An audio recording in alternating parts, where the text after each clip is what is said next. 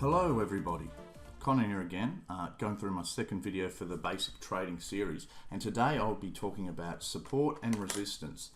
Now this way that I'm going to show you is, to me, the most basic, easy way to find out what support and resistance is, to identify support and resistance. So the theory is that if you are going to trade the daily chart, that you go up to the time frame above, so which is the weekly. Now, if I was going to trade the weekly, I'd go up to the monthly. If I was going to trade the daily, go to the 4 hourly. However, I've found that the weekly is very good to trade on both the 4 hourly and the daily. So that's just from my own experience. I would recommend you try that for yourself. So when I am trading support and resistance, I need to be able to see the levels clearly. Now, how I would do that is I just go up to the line chart. Now, every platform has a line chart. It'll be in a different place. This one's just on Forex Tester. And I draw in the line chart. Boom, there it is. So then I will find the highest high and the lowest low. Straight away. They're my first two support and resistance lines I will trade. I will put in. Secondly, I'll look for multiple touches of support and resistance zones. So here I can see there. So there's a touch, there's a touch, there's a touch. Okay, and I just keep drawing these in. Just look at from here. Okay. Here, so there's this one's a good one, here, here, and here. Further up, so it's touched here as support and touched there as a resistance. Okay, and then you can use your own discretion. You could probably say that, just say I'll put one there. Okay, so it's a touch there, but see, notice that these two aren't touching, but if I press the candle again, they're touching, so I could probably just pull this down to about there. Okay. Yes, touching, yeah. Okay, now also too, so that's your basic way.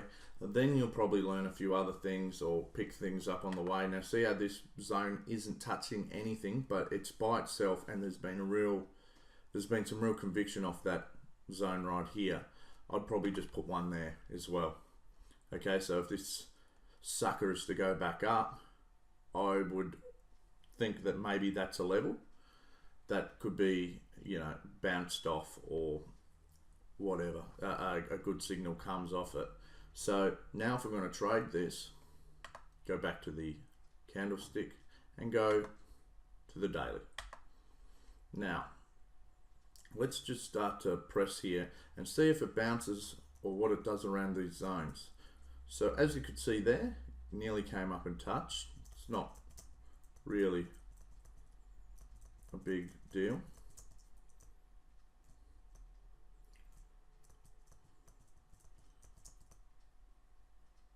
Going through, see what it does.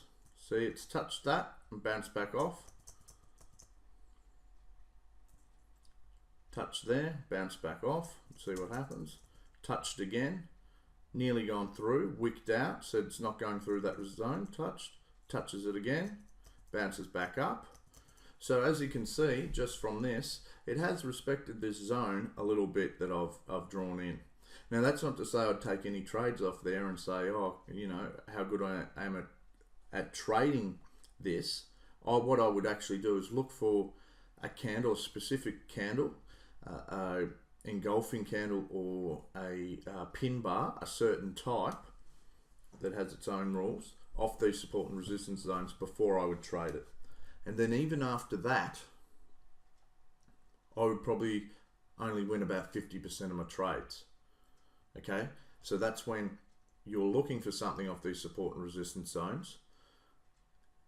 And that is not to say that this is a foolproof system. It's not at all. What support and resistance is are basically behavioral patterns of the large institutions, being investment banks, things like that. And you'll also get your retail traders trying to find signals off these zones.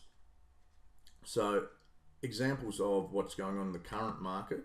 I'll come back to the Great British Pound, Canadian dollar. So I'm in a Euro Swissy trade at the moment, and this is where I took it. So what I did here was the same. Drew in my support and resistance zones on the weekly, okay, where there were significant bounces off, okay, here, and then I went down to the daily and I looked for an engulfing candle, okay. So here was one here, completely engulfs this candle here, makes a higher high as well, and then I took the trades off the next candle with a pending order. Happens is, it came, touched the support and resistance zones, and then it just went sideways, okay? But now it's bounced back up. It's bounced back up through this level, through this resistance, and now it's using old resistance as support. You'll hear that a lot, old resistance becomes new support. At the end of the day, it's whether you believe it or not.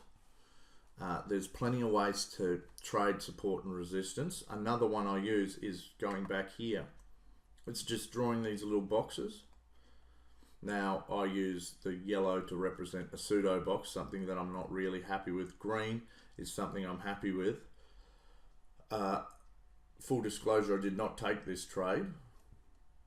Okay, I was actually already in another trade where I was short Great British Pound actually, and I ate dust on it because obviously it wants to go up. So this support and resistance is what I'll do, is just look for a little bit of resistance here. So it's touched here 3 times, it's touched up here twice, okay. Here it's touched down, touched up a couple of times, and then touched again down here and broken out. So if I wanted to trade this, I'd put my stop loss above there and then see if it went off to the races. I would have got stopped out here.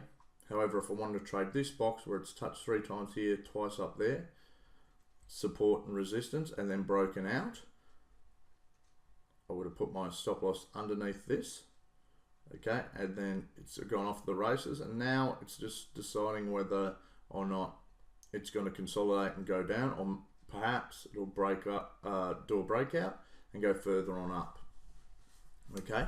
But as you can see, this is a completely different way of trading support and resistance to what I showed you before. So it all just comes down to what you believe support and resistance is. Now, why am I saying this? Well, this isn't a great way to get the concept of support and resistance at the moment. If you are just beginning, what I suggest you do is just what I was showing on the weekly on Forex Tester. Do that and just see whether there's method behind my madness. Just see whether, see, at the moment it's not respecting it. Oh, it's respected it there, and you can just play around, and then you can find new support and resistance zones if you like, and see what you would like to do a trade off that. Look, there's a great way. It's come up, touched there, and so on and so forth. Go back down the daily and see if there were any signs, any signals off these things. Not that I would trade. So there you have it, support and resistance 101. A very simple way, very easy way to get your head around what it is and the psychological level, if it should be respected or not. If you trade this way, it's great. If not, we'll give it a go and get back to me and see whether there's some method behind my madness or whether you think I'm just full of it. Either way, I'd like to know, so leave a comment in the box below. I've been Connor, and you've been fantastic. So till next time, guys, see you later, take care, happy trading.